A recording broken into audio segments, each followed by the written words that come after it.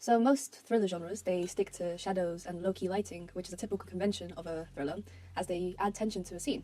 And sometimes that also represents the inner darkness within the protagonist that we're going to portray. As you can see, the costume our protagonist is wearing is very casual, but at the same time dark and modern. This also kind of highlights the state she's in, and to also portray a modern era in which we're setting our thriller. With sound, we have used quite eerie and intense music to build tension and create shock for our audience. And in our opening, we used the ambience from a forest, and also whispering noises, and also footsteps that are amplified. We also dragged on the vibration of the phone, which connotes to the nightmare that we're trying to portray. And the audience perhaps already knows this, so it creates dramatic irony within this. As this continues, we also introduce more and more different kinds of ambiences of a horror genre.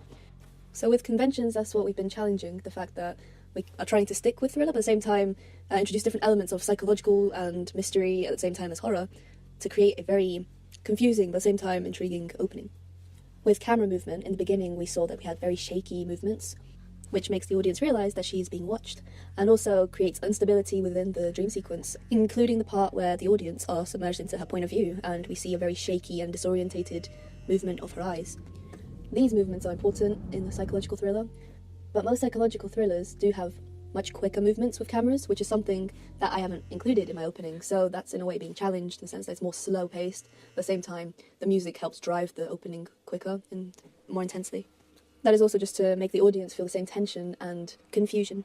When it came to editing, we used more obtrusive and montage editing, so we can highlight the feelings and emotions of tension and suspense within the scene, especially in the scene where all the trees are panning around her, and we lower the opacity to create this sense of instability and just swarming all these random scenes into one, so we know that everything's just breaking down at this point.